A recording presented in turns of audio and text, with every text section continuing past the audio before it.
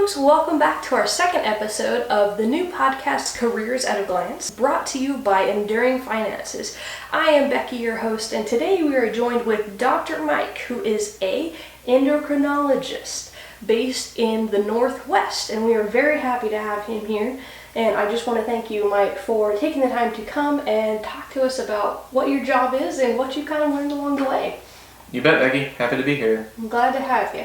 So why don't we get things rolling with, why don't you just tell us a little bit about who you are, where you come from, and kind of how you ended up going into medicine? Yeah, so like you said, I'm practicing as an endocrinologist here in the Northwest. I grew up in southeastern Idaho, which is where I went to high school and did my undergraduate training and all that.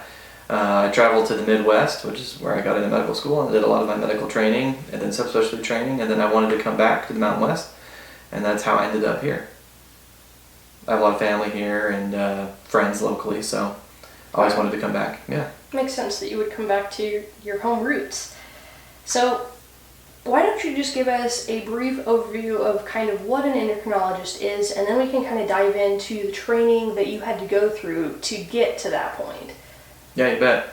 So an endocrinologist is a physician that's specialized in managing endocrine problems. So stuff like thyroid problems, diabetes, pituitary problems, which is like the master endocrine gland that controls like the other endocrine organs in the body, osteoporosis, stuff like that. Okay. We manage those sorts of things. It sounds like a very specialized area. What really made you want to go into medicine and essentially specialize in endocrinology? So it is kind of weird how things work out in the end. It wasn't my original goal when I first was looking at different career options. I knew I always wanted to do something like science. I had an interest in medicine, but not specifically like, going to medical school. So I originally was a nursing major. I looked into other options. I looked at being a PA, a physician assistant. I looked at physical therapy. I actually worked as a physical therapy technician. So I kind of had a bunch of different kind of options or things I looked at kind of in the health profession sort of thing, and I really liked science, so I think that was a big component of why I kind of moved in the direction of medical school, if that makes sense. No, it does.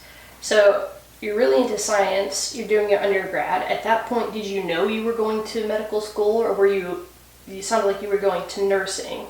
Originally I was a nursing major. I knew I wanted to do something like health oriented, but as I kind of made it further along, got more exposure, which was a really important thing for me, is I volunteered, I shadowed multiple different physicians, different clinics. Like I said, I worked as a physical therapy technician, so I helped people do rehab. I worked as a CNA, so I had a lot of exposure that kind of helped kind of influence where I ended up. So it wasn't like one day I decided I'm going to do this. It was like I knew I kind of was heading in a direction, and then I kind of just filtered down through after trying different things and exposure to different things and talking to different people. And I did a lot of reading and research before I kind of settled on medicine, if that makes sense. No, that does. Okay, so you started your undergrad off going to nursing, and then you transitioned, you filtered through, eliminated essentially what you wanted to do, and narrowed in on becoming a doctor. And you transitioned from nursing. What then did you get your major in? So originally I was nursing, then I switched to biology, but then I realized that a lot of the credits I was going to have to do were botany, it's like plant, biological sciences, which I didn't feel like was as pertinent for what I wanted to do. So I switched to zoology, which is what I actually have my undergraduate degree in, because it had more emphasis. It gave me more flexibility to do like biochemistry and different like anatomy or physiology courses that were specific to like mammalian, like vertebrate type stuff. Okay. That was more applicable to medicine. Okay, so you transitioned from 3 different paths into the final path. So 2 transitions. Math is hard.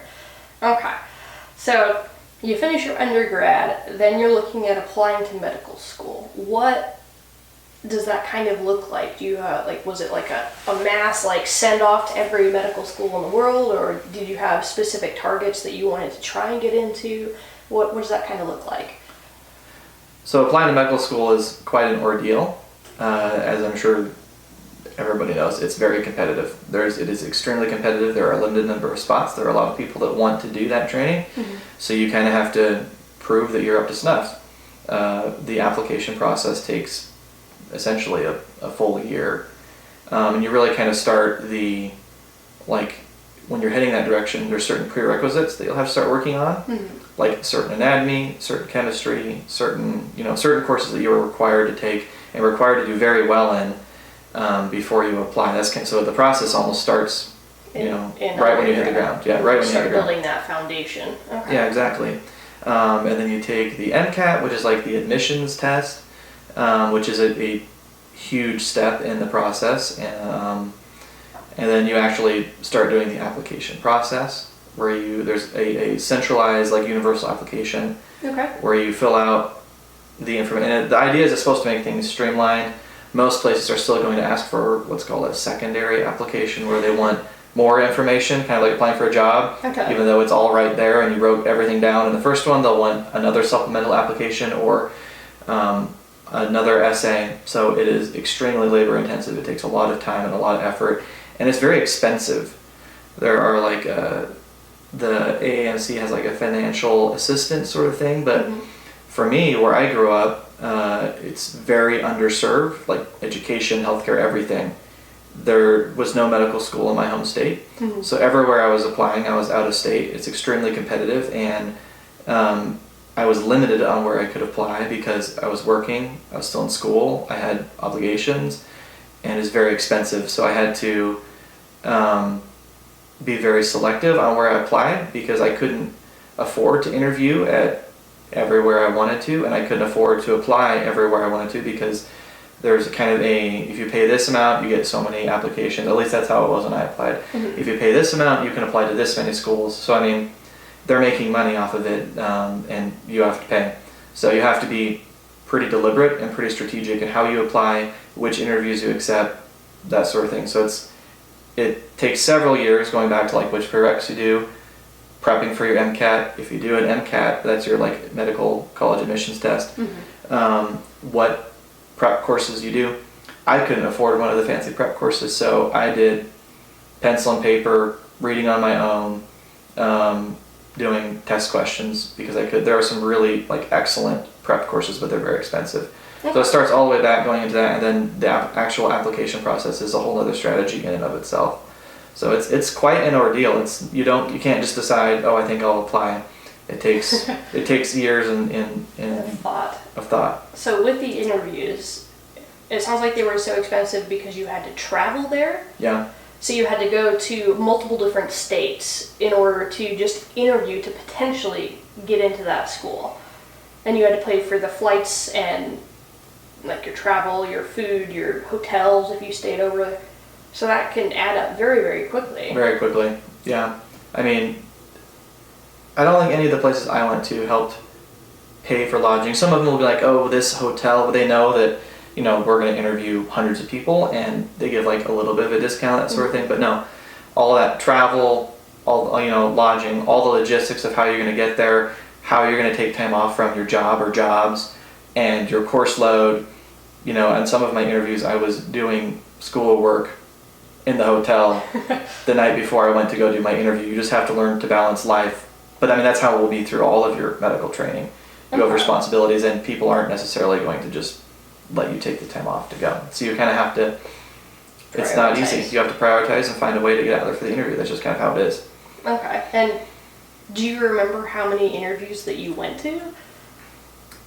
Well, at least one for sure, because you got into med school. Yeah, I think I did 3 or 4, if I remember right. Not very many. Like I said, I had to be selective. I did turn some down because I couldn't make it to I literally could not afford to get there. So that's for me, that was kind of the limiting reagent, Yeah, no, that makes sense. Okay, so you get through the interview process, you get accepted into medical school. You transitioned to a completely different state, you moved somewhere else, and then you jumped in. So what was your initial response to getting all in to medical school? Well, it was a little overwhelming. I worked really hard in undergrad. Really, really, really hard in undergrad. I was very disciplined. I studied harder than anyone else I know, and that's the honest truth. I studied really hard, especially for the MCAT, and I hit the ground running, probably almost too hard. It was pretty intense. I studied really hard. I really wanted to do well. When I first started medical school, I was probably studying 14 hours a day, 7 days a week. It was very intense. It was the amount of information that you're expected to review and expected to understand is extremely high. And part of it is that expectations are different. If you're an undergrad and you just need to pass the class, for whatever reason, or you just have to, get a certain grade, that's different from when, like your class position or your score on this is going to influence which career options you have, like which specialties you can do. So it's extremely competitive, fiercely competitive. And it's not just about passing the class and C's get degrees, it's more of you have to reach the certain threshold to be able to get the career that you actually want inside of it and not being stuck with something else that you don't want. Right, and everyone there, there were thousands of people that applied for my medical school, and you had to fight for your spot. And so it's a select group of people from the ground up that are used to doing well. And so it's a little bit humbling being around a lot of other people that are smarter than you, that are competing for the same thing you are. So, and there's different personalities, there's different the milieu is different at different programs. Mine was very friendly, but sometimes it's a little bit hostile, from what I've been told. Very extremely competitive, in your face, like I'm going to beat you. I want this, I'm going to get this, you're in my way, I'm going to take you down. I could see how that would be a little bit cutthroat, especially for some of the more specialized areas that people were wanting. Yeah, well, that's a key thing if people are looking at doing this. When, if you're passing, you're at the bottom of your class. A lot of times the standard deviation, the variance for results on exams was extremely narrow. Missing one question could put you well below average. So you just felt a ton of pressure to essentially be the best that you could the entire time you were going through that. And if you didn't do well enough, or if you didn't do well enough on boards, it closes doors. So not to be dramatic about it or be negative about it, but that's just how it is. It's fiercely competitive. If there's a certain specialty that you're wanting to do, you have to be on top of it or the door will close. That's just how it is. So there's a lot on the table. It's a very select group of people. It's fiercely competitive, and you put in the time. So it was a huge commitment. It was a lot of time. It was a huge personal sacrifice. I moved thousands of miles away from my family and my friends and everything I knew, and studied with a book for 14 plus hours every single day. So it was a very hard transition. I worked really hard. That's just how it is. And so did it ever worry you in the middle of that you might not be good enough to get what you want, and you could find yourself essentially owing hundreds of thousands of dollars in debt and not be doing what you wanted to do? Was that something that kind of weighed on you, or were you more of I'm going to get there, I know I'm going to get there, and you just got there? Well, everyone has moments of self-doubt, but I was pretty motivated to make it. And most of the people, the programs are very selective. Mm-hmm. Academically, you have to meet certain criteria, when they do your interview, when they go through all these things. It's a very select group of people, and the vast, vast majority of people are going to get through just fine. So I knew I could do it, but there were definitely many times where I wondered if it was worth it. Okay. During the training, because it was absolutely brutal. I studied very hard for many hours. I gave up a lot of things, just to crush, literally thousands of PowerPoint slides, textbook pages, flashcards. I made literally thousands of flashcards. It's just a lot of work. There wasn't. It cost. You have moments of self-doubt where you're like, man, can I do this? Can I make this? That sort of thing. But I knew I could. But you worry about it. And there were people who didn't, who took out huge loans that you owe interest on, that you're committed to, and then you don't have a job. You don't have anything to fall back on. Yeah, you can, whatever job you can get, you can fall back on. Now you have a significant portion of student loans. So yeah, there were people who were lucky enough to have a scholarship or have family that could pay. That wasn't me. So it was all on me, and those loans are still on me. Do you mind me asking? I know that the average amount of debt for medical school is about $250,000. That's total. Was that a ballpark for you? Was it more? Was it a little bit less? I have about $350,000 of student loans. Okay, that's more than my house. That's a scary thought.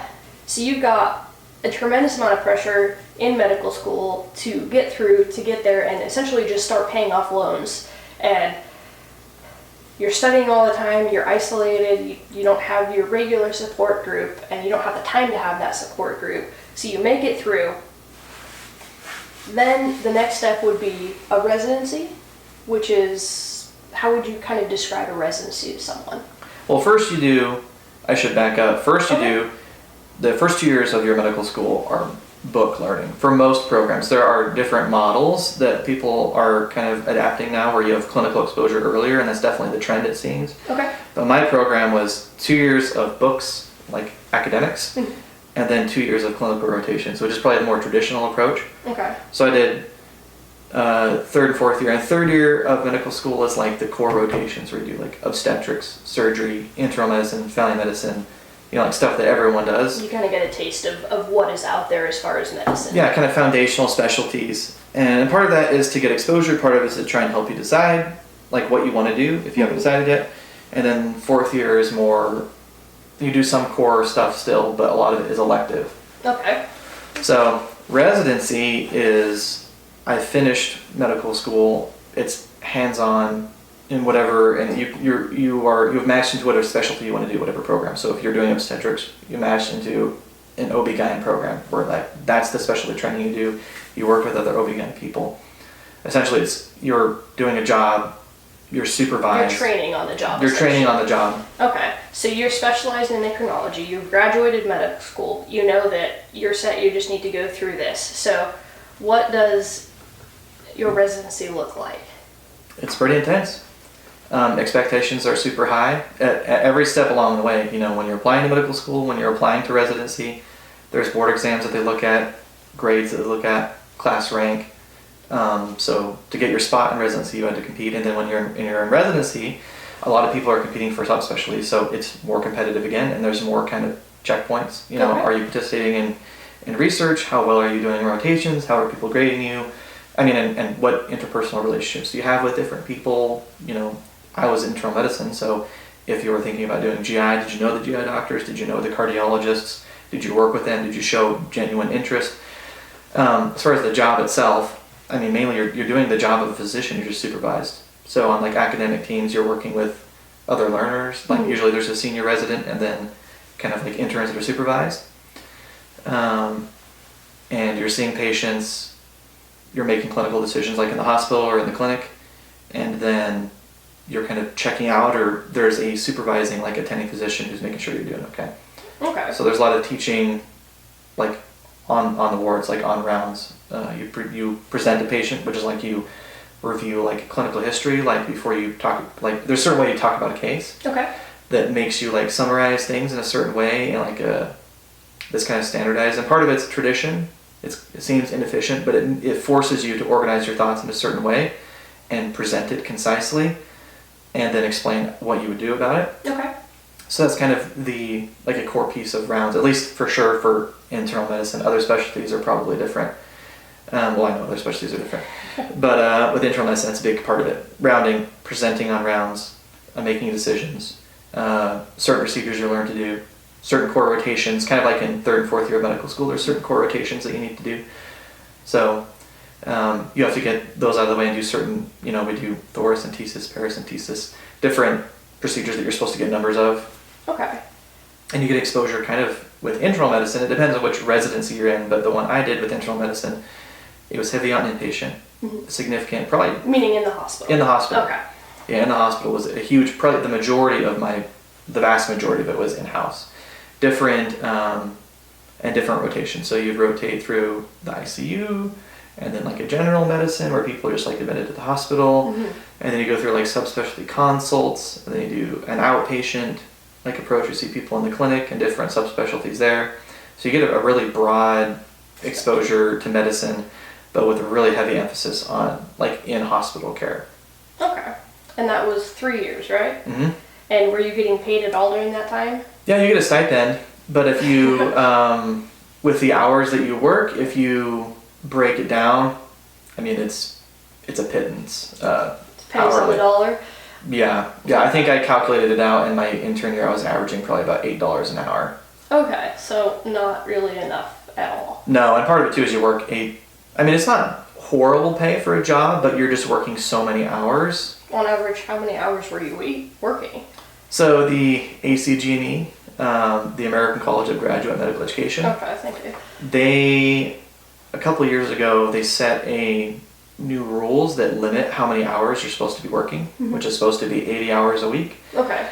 Historically, people worked a lot more than that, but 100, 120. Oh yeah, Okay. Routinely, especially surgical specialties. I was medicine, so the surgical specialties probably work the most, partly because they need cases. They need like so many different cases of different procedures or whatever, and so if you're following someone and they're going to go to the operating room, you want to stay and take them, so you're working more hours, Okay, that makes sense. They're pretty intense. They're kind of in your face. Medicine still works a lot of hours, though.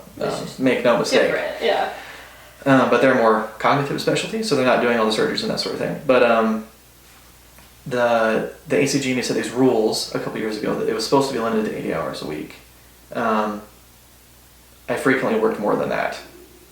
Kind of the policy where I did my training was if you put down that you worked more than that, you got a nasty gram asking you, how can we help you make you more efficient so you don't work so many hours. Okay. So I worked probably many 90-hour weeks and many times over 100 hours a week. And did you get any time off during that? Was it like a typical school year where you had summers off, or was it like a full year with maybe a week or two here and there? I got 3 weeks vacation, which I think is standard for most graduate programs, 3-ish weeks.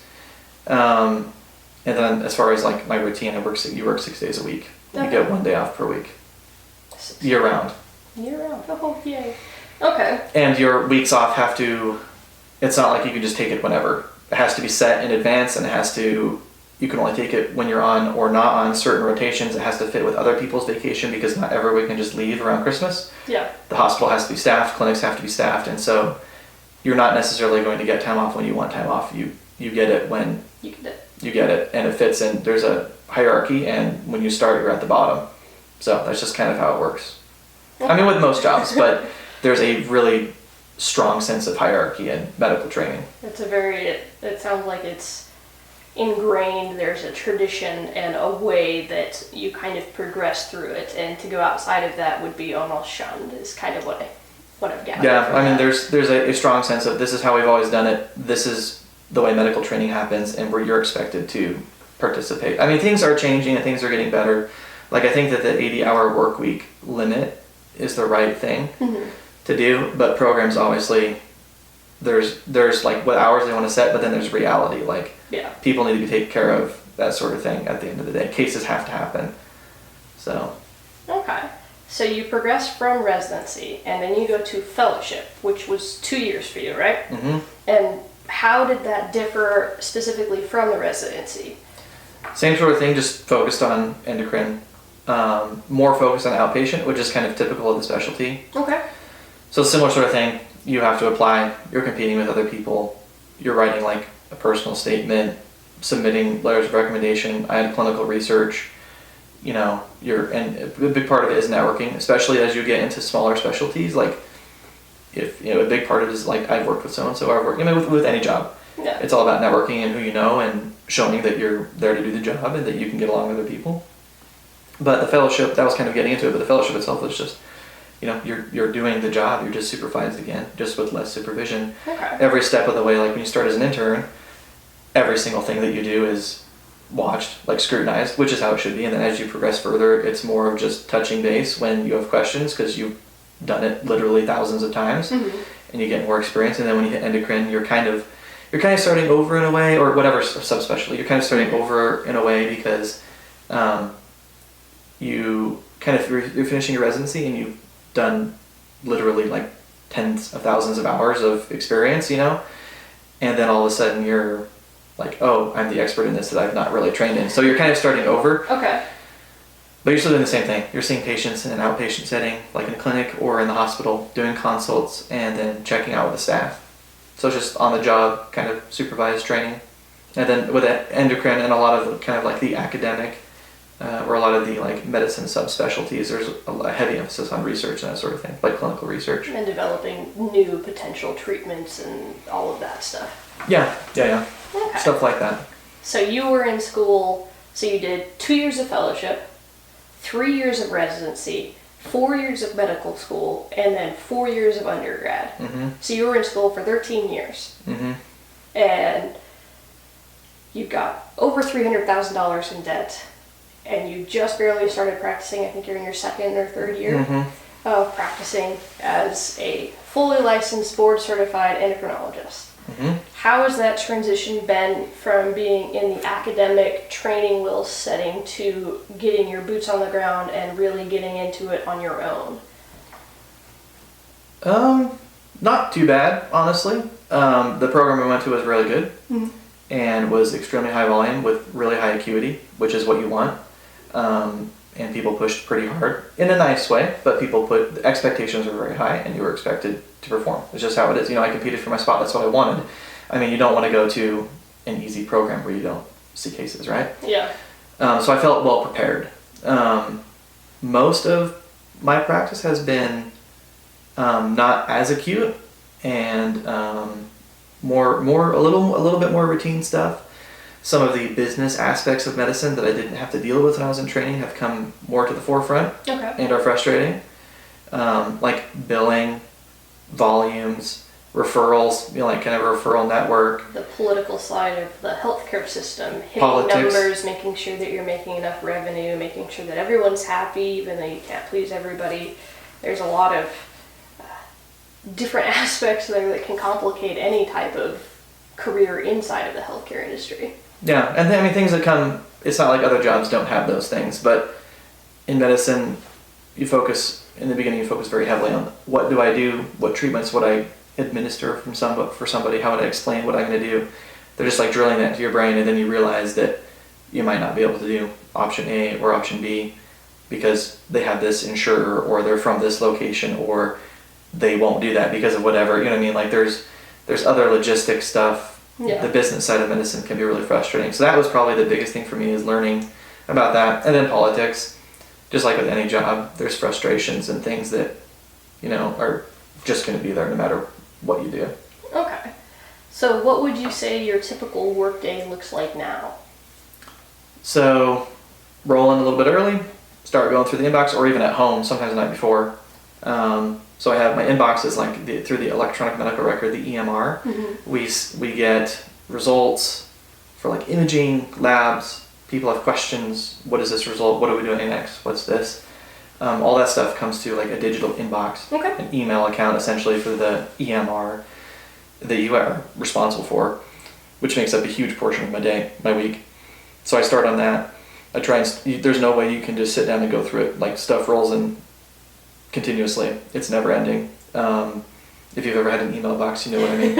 It literally never ends. You can empty it and 5 minutes later there's 3 or 4 more problems. But I try and at least check and make sure there's nothing crazy in that, and then look through my day. I see multiple new consults every single day and then follow-up visits.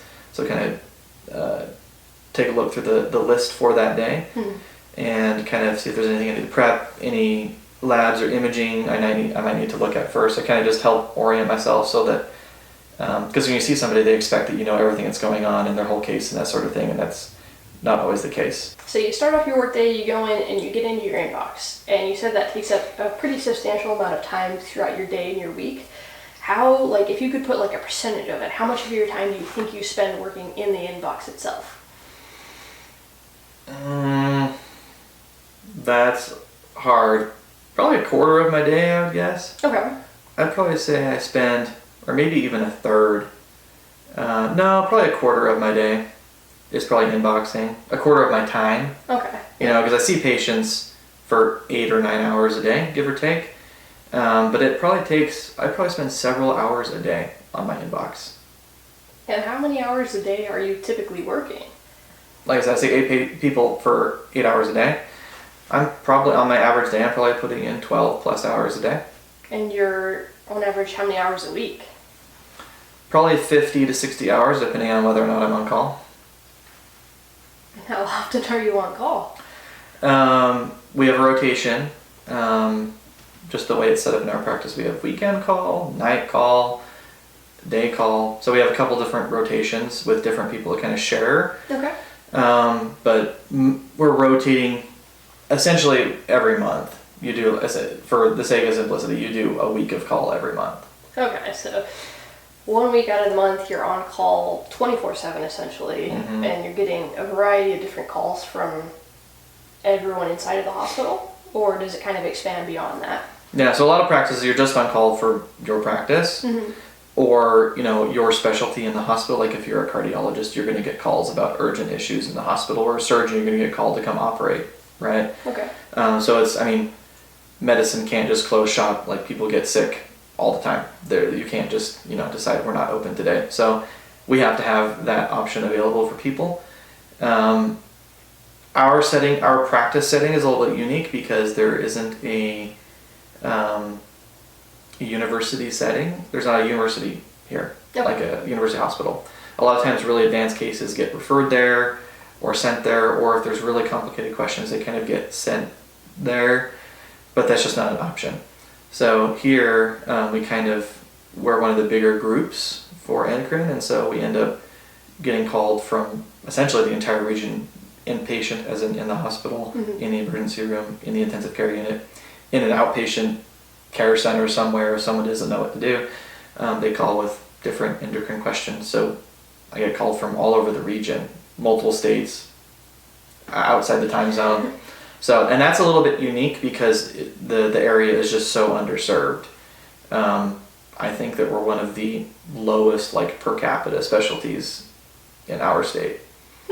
So we're woefully, terribly underserved. There's not enough of us, and so because of that, we kind of end up getting called for a larger area than if there were multiple hospitals and a university hospital in a bigger city. They would answer for their people, their hospital. Yeah. Do you think that's because there's not enough endocrinologists, or that?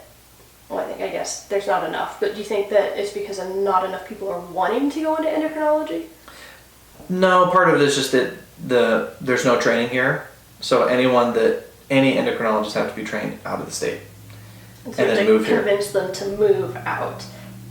Yeah. Okay. And my understanding is most of the people, and it seems to be true, people have quoted me as high as 60 or 70% of people who do a residency somewhere, the majority of them end up practicing in that area.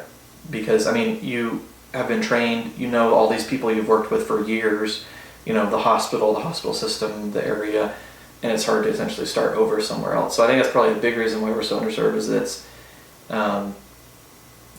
there's no training here. Everyone is recruited from out of state.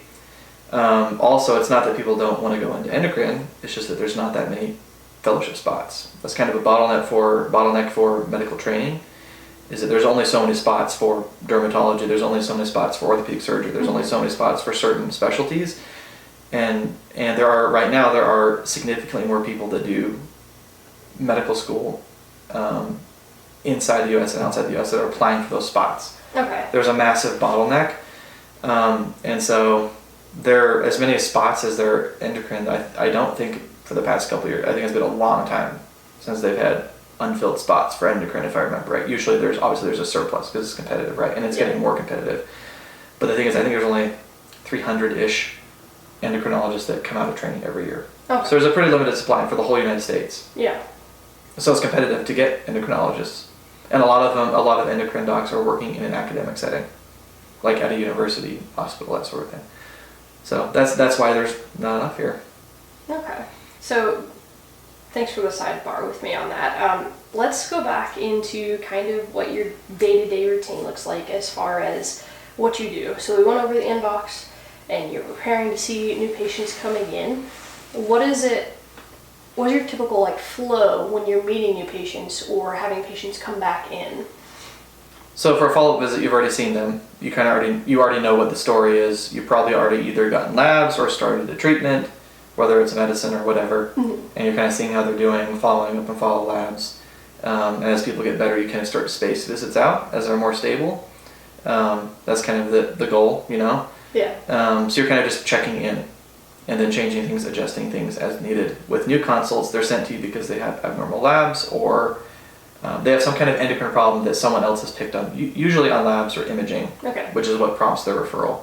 So for those people, you're getting to know them, taking a history, figuring out what's going on, ordering other labs to make sure you know what's going on, like you have good like characterization of what it is they were sent to you for and how you're going to address it, and then kind of moving forward from there.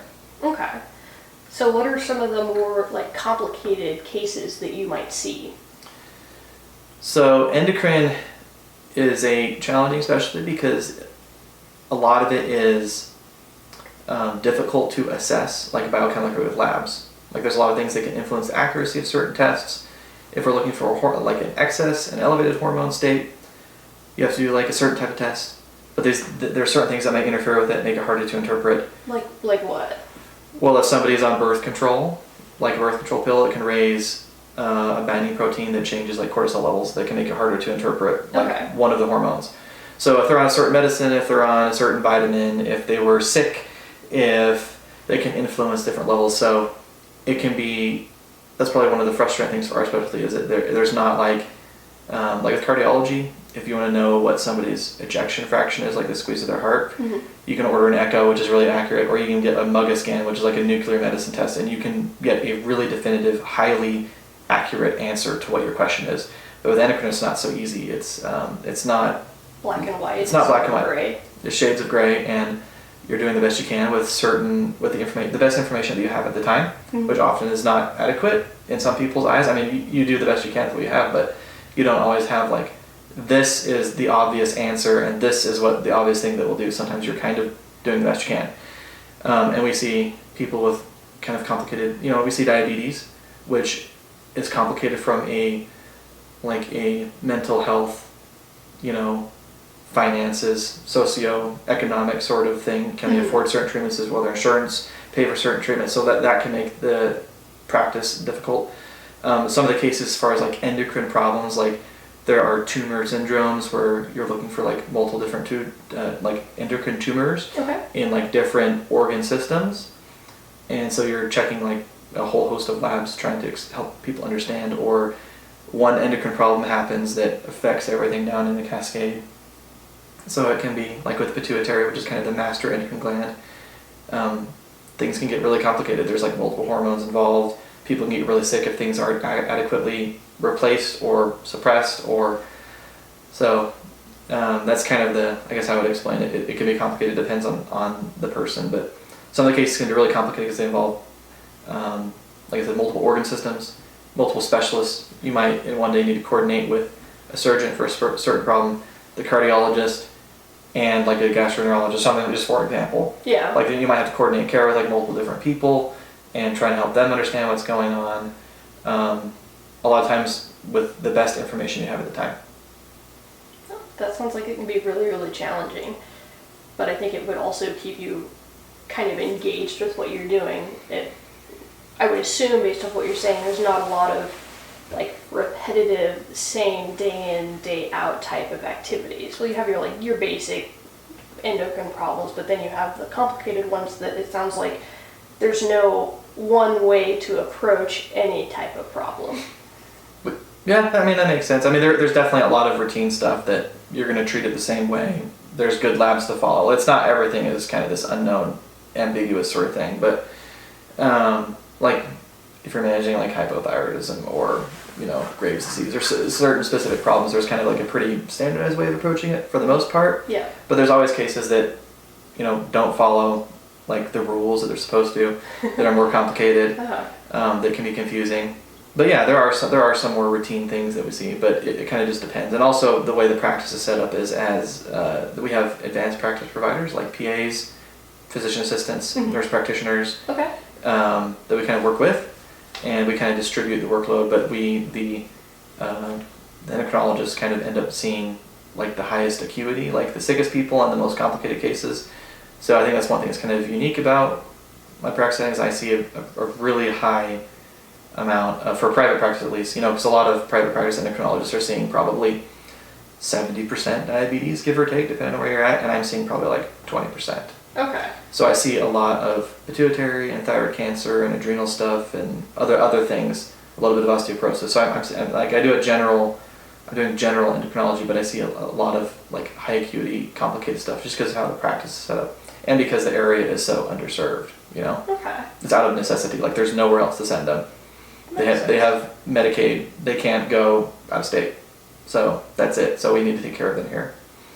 So what would you say is like your favorite part of what you do? My favorite part is when I am able to give someone an answer or a treatment that because of all the work I've put in and all the training I've had and all the exposure I've had, I'm positioned to give somebody an answer or prescribe a treatment that really helps them and see them do better. I like that a lot. That's probably the best part of my job. That's the best part of being a subspecialist is you're uniquely trained in a very small subset of medicine, and not everyone has worked to have that training and that exposure, and so you're positioned to help people, and I like that. That's probably the best part of my job is when somebody's like, no one has ever explained it to me like that. It makes so much sense now. Like, thank you. Like, I know where we're headed now. It makes sense. No one's done that, or this is the best this has ever been managed. I appreciate that. I like that a lot. That's probably the best. Okay. I'll ask you on the flip side then. I know we've kind of briefly touched about office politics and the different frustrations that can happen in medicine and work across the board. But what do you feel is like something that like challenges you the most or frustrates you the most inside of what you do? So I'll break it down into kind of a couple different categories. Okay. As far as the patient care side of things, most practices have switched to an electronic medical record, an EMR. Patients have access to their notes. Patients have access to their labs. Expectations are exceptionally high. People read about problems and have very strong opinions. Many times, opinions that aren't evidence-based or aren't guideline-based, that are based in social media, which there's an enormous amount of misinformation. Some of it like harmful in social media, and we kind of feel the pressure from some of the social media to order certain tests or to do things a certain way, which often is not guideline based and often is harmful. And so trying to be respectful, understanding while you're being kind of pushed in a certain way because of social media, and they have access to your notes, they have access to everything. And so, not that they shouldn't have access, I think it's a good thing, but they kind of weaponize it in a way and pressure you to do certain things. So rather than, because I would say that the vast majority of providers are trying to do what they think is best and trying to make the best decision based on what is your health insurance, what can we get covered for you, because there's limitations. There's limitations, and I'm trying to help them, but I can't just give them anything. It doesn't work that way, So you're trying to do the best you can with the information you can. Like maybe you're giving somebody printed labs, printed orders for labs so they can go to the cheap, to a more affordable lab in town, and then printed scripts for medication so they can shop around. You're ordering meds off of the $4 med list at like Walgreens or Walmart, like meds that are covered, generic meds that are covered more affordable. So it's not always so easy. It's not always so straightforward. But the patient aspect, very high expectations. Social media in particular has really, I feel like the patient relationship is, even from when I started training, is worse because of expectations, many of which are not realistic, and having access to everything, which is just a screenshot or a snip away from being posted on a review or a website, and it's all out there. So it's hard to try and be diplomatic, be respectful, try and, because I always try very hard to include whatever people's wishes are based on their understanding. I try and help people make good decisions, but anyhow, that adds a whole other layer of complexity that's hard to deal with. So that is a frustrating part of the job. The electronic medical record itself is frustrating. It's nice because you have remote access to labs and notes and imaging that give you like more information at your fingertips and communicating with the providers. The inbox, honestly, in some ways makes it more efficient than ruffling through a pile of papers on your desk, which is, in some ways, it's nice, but at the same time, it's kind of become it's a double-edged sword. It's kind of become the worst enemy too, because now there's metrics that are built into it and boxes that you have to check, and things that really aren't necessarily pertinent to your job or things you care about, that have nothing to do with the patient or the person or the medical problem you're addressing, but administrators want you to check certain boxes. Things need to be done a certain way. It adds extra work, like significant extra work, and expense to the healthcare system, to use the EMR. So it's incredibly cumbersome. It's weird to think, but paper charts in a lot of ways are nice and efficient in certain aspects.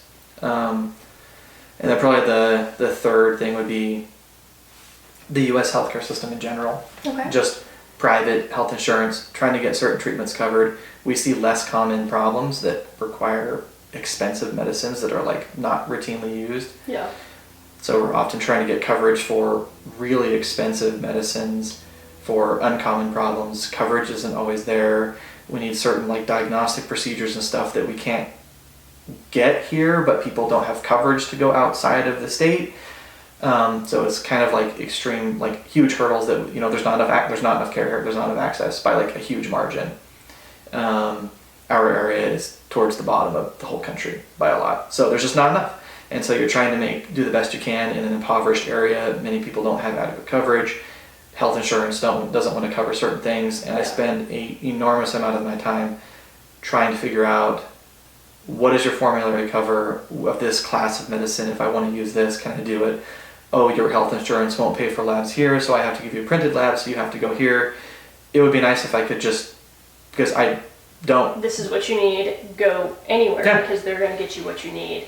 Or we can work with you to get you where you need to get what you need treatment-wise to get you better. Yeah, I just want to help you feel better, or want to help you get to the bottom of this as best I can. And a lot of times I feel like there's too much stuff standing in the way from just trying to do my job, which is really frustrating. And it takes up, health insurance companies do that because they know that the more steps that they add and the more inconvenient it is for providers, the less likely it is that you're going to order this treatment, which is not right, but that's how it is, and they know that. And so it creates tons of extra work for you and the office staff and everyone else is just trying to do what's right for somebody. Okay. So that's really frustrating.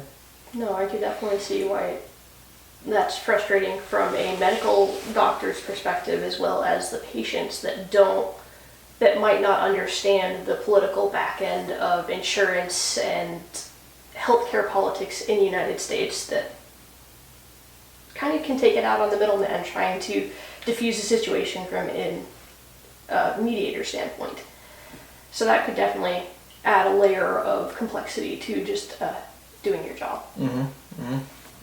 With all the training and all the experiences that you've had, I'm sure that you've worked with leaders that have kind of been like a mentor or a guide for you. Who do you feel has been someone that has kind of shaped your career and who you are as a doctor the most?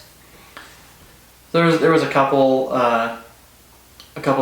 people back in medical school. One person in particular who was an older, kind of experienced specialist who coached us a lot in medical school and just had a really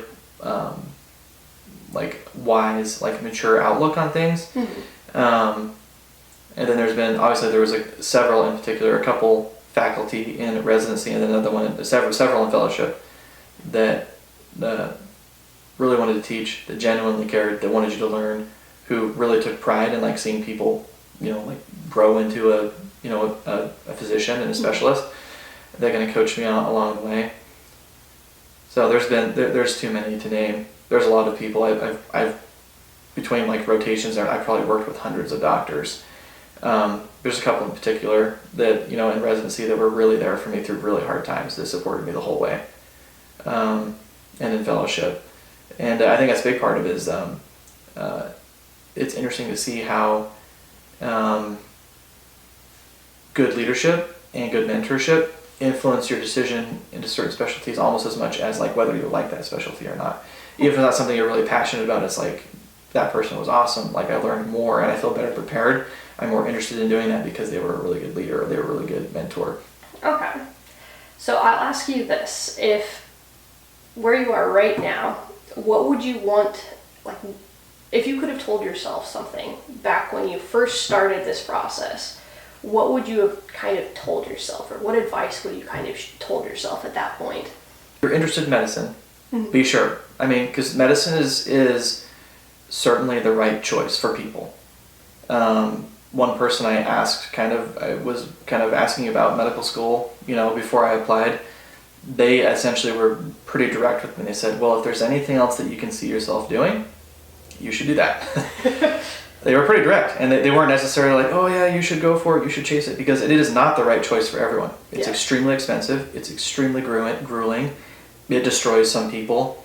And medicine now is not to be dramatic or not to be negative about it, but a lot of the things that I think make medicine nice, like explaining things to people, having a relationship with people, seeing people get better, going, or doing your best with the resources you have to make things better for people, kind of is becoming less and less of the job. It's becoming more and more inbox and arguing with insurance, administrative, the things that I don't feel like should be part of my job at all, I think are taking a larger role. And there's really, my understanding is there's pretty good evidence to show that like electronic medical records, expectations from charting, insurance, a lot of those things are direct causes of patient, or physician dissatisfaction. That's just the truth. And there's a lot of frustration with health insurance companies and that sort of thing. I mean, could medicine be right for you? I think so. But I would be 1000% sure, because there are other avenues that you can take that will take less of your soul than going to medical school. I mean, don't get me wrong, there are some days where I see people and they get better, and it is extremely gratifying. But I look back at the sacrifices I made, and I wonder if it was the right thing to do, and how much student loan debt I have. I have a plan, discipline with my finances. I think that we'll be fine. But depending on which specialty you're in, the amount of cost that's associated with medical school is bordering on not affordable for some of the lower paid specialties like pediatrics and that sort of thing. I mean, don't get me wrong, physicians are extremely well paid, but the amount of medical debt or medical school debt that people are accumulating, and the amount of interest that you're accumulating, like honestly is bordering on, you're starting your career so late. If you're a traditional student, you might not start your career until you're almost 30. Okay. And so you're way behind other people who, if you were lucky enough to graduate with a 4-year degree and get a job after an internship or whatever and start working, you might have already, have money in retirement, have already had promotions, have already moved to more superior roles in other jobs, and you're just starting, and you're really far in the red. And like we've talked about, once you've started on the path, you can't get off. You're on the train, unless you're from a wealthy family or you have another career option. Once you take out those loans, you are 100% committed, which is a huge part of why I think the residency programs and stuff historically and now are so rough, is because you have no choice. If you don't finish the program, you cannot work, and you're sitting with a mountain of debt that you can't pay off. So, not to be negative about, but that's kind of fact of the matter. I don't know if exploitative is the right word, but there's definitely parts where it borders on that. So that's probably, without being too negative, that's probably what I would try and, I guess, a little bit of a shot across the bow to myself on what it would be like, how long it would really take, like the mental and physical toll on myself. Okay.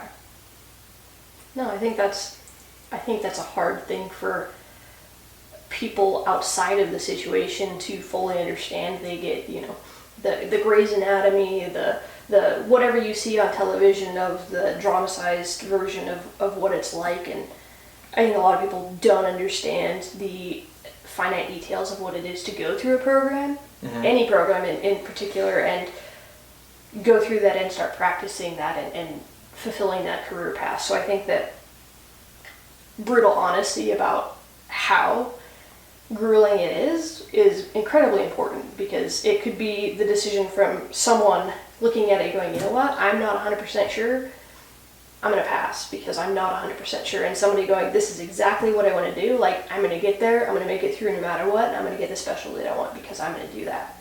And so I think that's really important to highlight and to be honest about. Well, I want to thank you so much for being willing and open to share your experience and voice your your highs and your lows and talk us through in a way that I can understand what you do. And I just want to say thank you so much for taking the time and for passing the knowledge down to someone else that you might help them figure out their own career path. So thank you very much for being here. You bet, Becky. You're welcome. All right, guys, thank you for joining us for this podcast. We have been speaking with Dr. Mike, who is an endocrinologist, and I think it's been a very good episode. Hopefully you have learned something from it, whether that is you want to pursue medicine or you want to run the other way. Either way is just fine. Just make sure that you have a plan and you evaluate all your options and you make the best decision that is for you and your family. So I will see you next time, guys.